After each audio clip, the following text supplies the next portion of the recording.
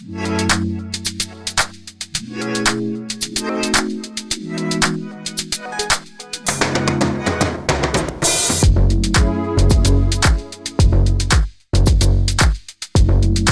is beautiful.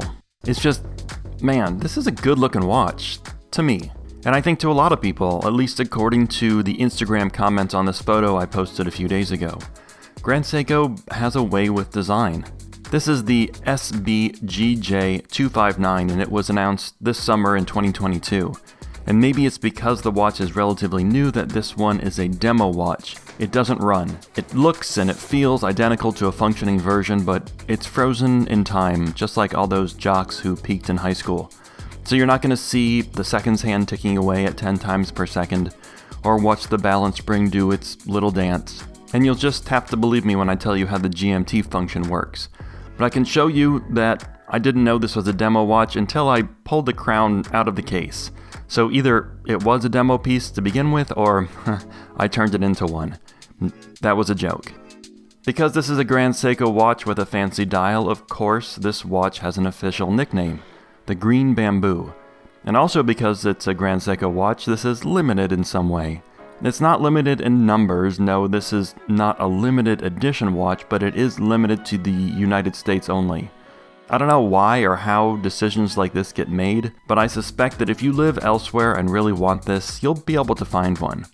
And you know, we've had a rough few years here in the States, so a calm, considered watch, maybe this is just the medicine our wounded nation needs to heal, now more than ever.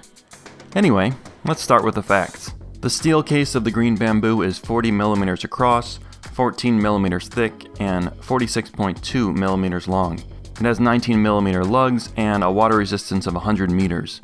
On the full bracelet, the watch weighs 158 grams. The list price for the Green Bamboo is $6,800, which is somewhere between the price of the White Birch and the Snowflake.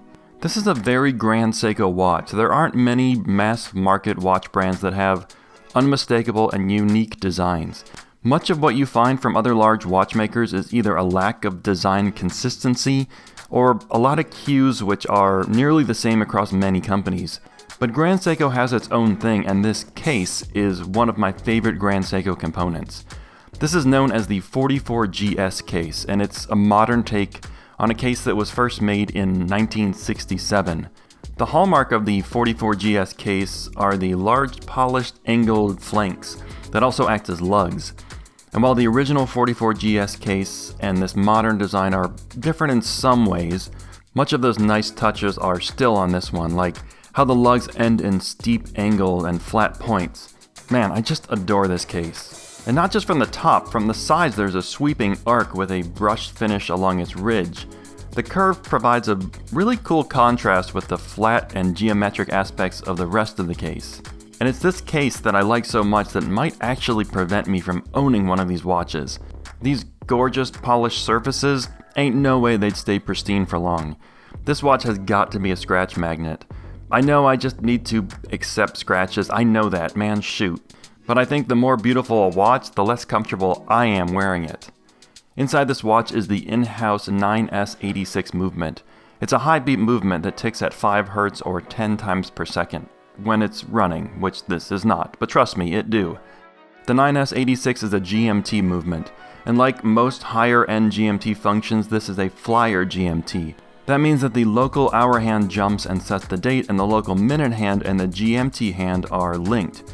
This is how Rolex GMT movements work and some from Omega, and it's often referred to as a true GMT movement. The 9S86 is machine finished with Tokyo stripes, which are so fine that you often see rainbows in them because of how each color has a slightly different wavelength. I think, or it's the legal marijuana here in Portland. Either way, this movement is nice to look at. And so is the dial. The dial has a very fine texture on some of the vertical stripes, but unlike some Grand Seiko dials, this one is much more about the color than the textures.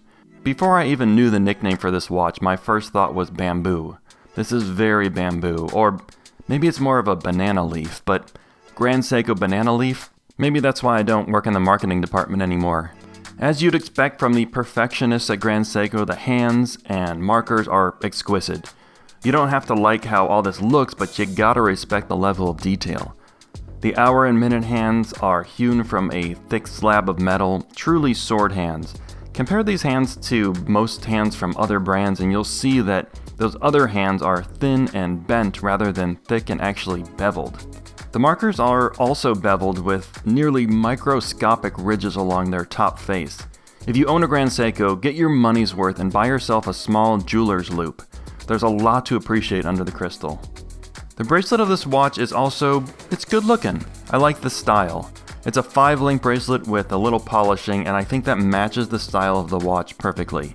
That's not to say it's a perfect bracelet. There are no adjustments except for links.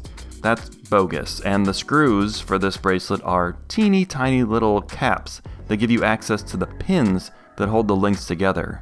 Please stop doing this, Grand Seiko. Screw us. Give us screws. The one potential issue with the Green Bamboo that you might have already picked up on is that it's 14mm thick.